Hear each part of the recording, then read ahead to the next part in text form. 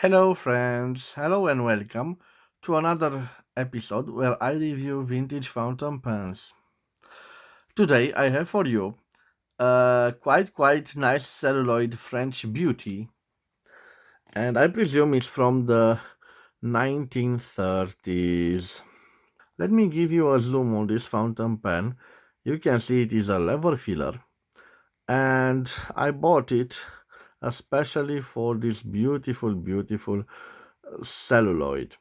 I paid, I think, around 10 euros or 12 American dollars for it.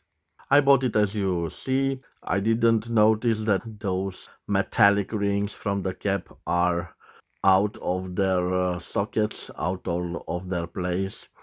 And of course, I didn't notice that this cap is missing the clip.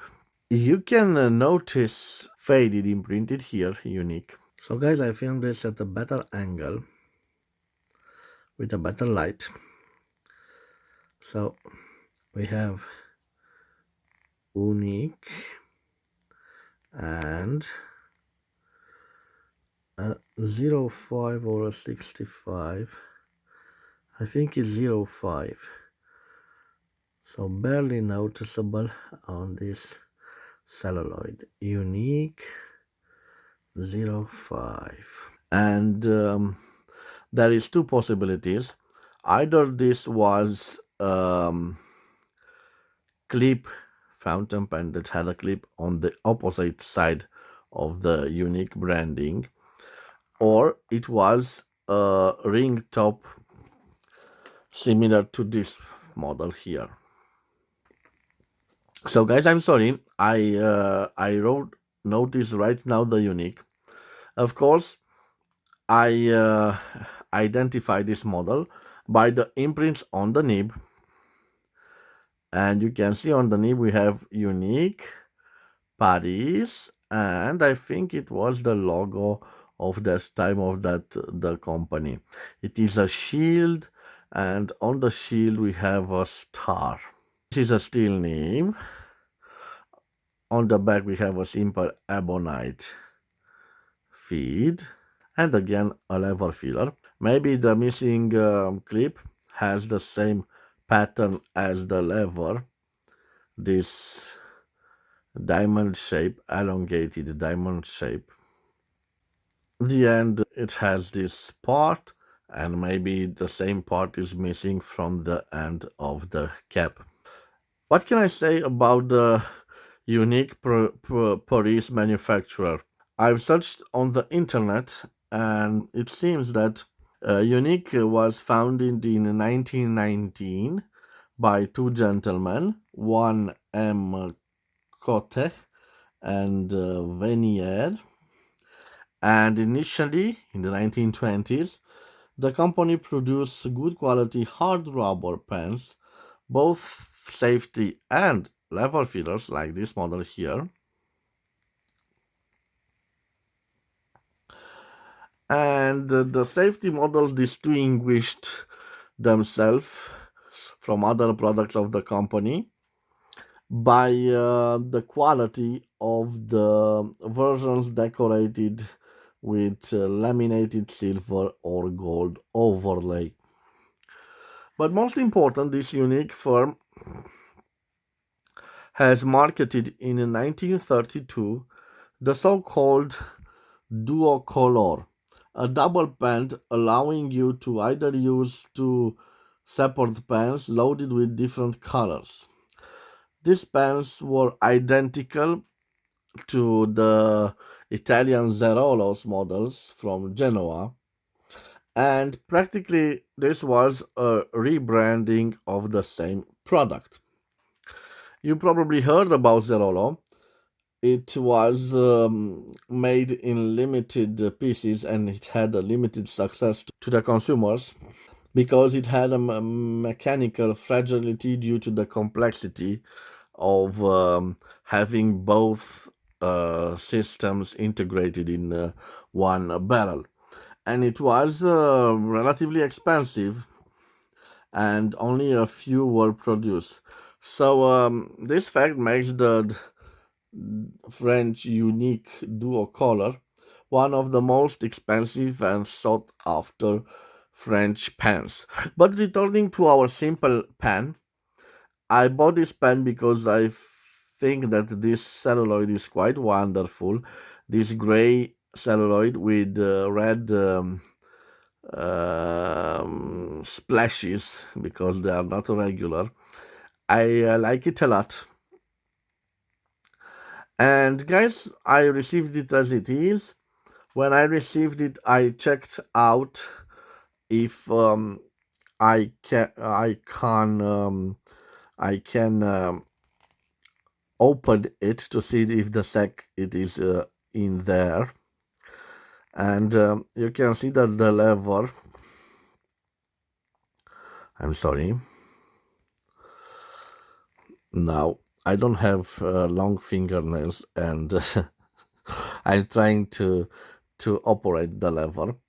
But till then, I think I've managed to open this little beast, and now I don't have the gripping.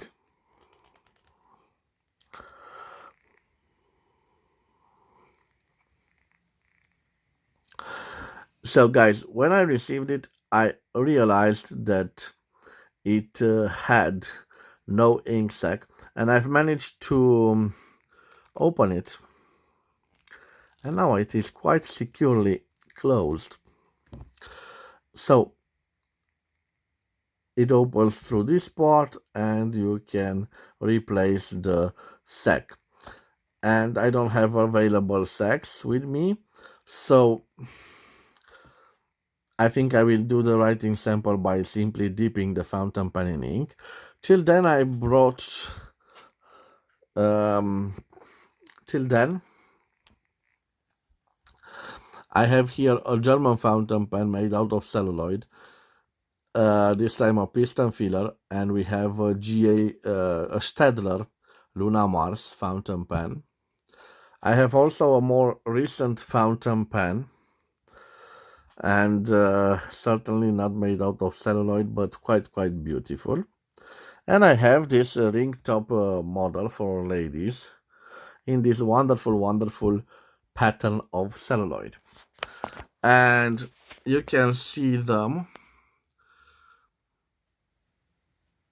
We have a medium size fountain pen, medium at the inferior scale, so medium to small fountain pen. It is quite a nice fountain pen.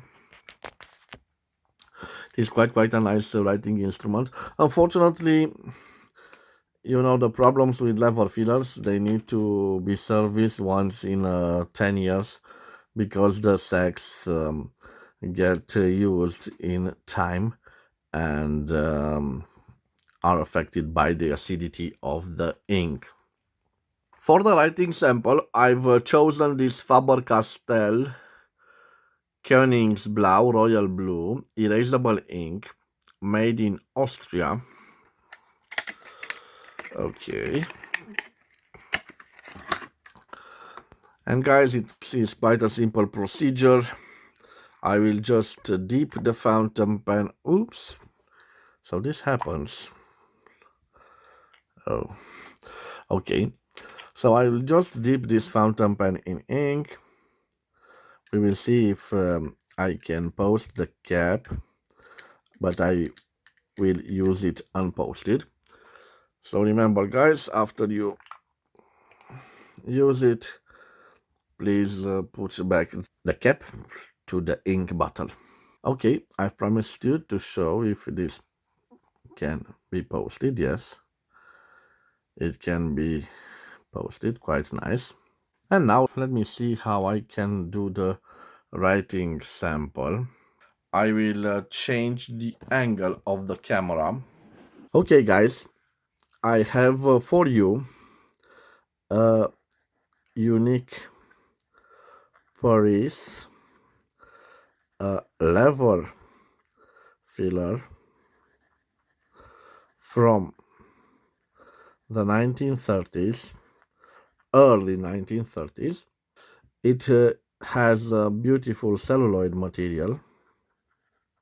It has a steel nib, but I want to show you that this nib was mistreated in time. It is a little bit bent on the top. I hope you can see, but the tipping point is not affected, and the tines are quite at the same level. So it has a little bit of feeling of a scratchy feeling to it. So it is a steel nib, and based on the way it writes, I believe it's either a medium or a broad nib. Now, guys, being a steel nib, I'm not expecting it to have line variations, but this has a little bit of flex to it, and I will say it is a little flexy. And let me see if I can show you how the tines, you can see that they move apart. Maybe a little zoom would be appropriate for you to see. So you see the move. Okay, so this is what I wanted you to see. Now let me do the juicy test. Whoa, quite juicy nib. You've already saw the variations that we have. So here no pressure, and here a little bit of pressure, so we definitely have a line variation. A quite broad nib. I'm deciding it is a broad nib, but wonderful nib. I did not know that the French had this capacity of producing steel nibs. This is quite a qualitative nib. I like the way it feels on the paper. Let me see how I can do a signature with this fountain pen. Review, quite nice. Let me test if I can reverse write with it. Okay, reverse writing. Whoa, and it doesn't scratch. So reverse writing definitely a possibility, and if it writes broad here, I think that here it writes extra fine or maybe fine. So quite a nice possibility. Okay, let me tell you about the fox. So the quick brown fox jumps over the lazy dog. Quite nice. At the end you heard a little bit of scratching, and this is because the fact that indeed we have a bent, but quite barely noticeable bend. So guys, this was my review of this. I presume it was a low entry level piece done by Unic Paris. I fell in love with the pattern of this celluloid, and maybe, yes, in this lighting you can see it better. It was quite affordable, so I told you I paid around €5 for it. So the price was €5 or approximately 12 American dollars. And indeed, it needs a restoration in the fact that it needs a new inner sack. Okay, guys, this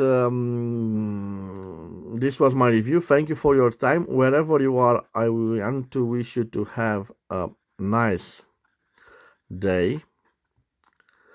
Thank you for watching this video. If you've enjoyed this review of this vintage celluloid beauty from France, please subscribe to my channel to support my activity. I will see you again at the next episode. Till then, bye bye and take care of yourself, guys. Have a wonderful day. Bye bye.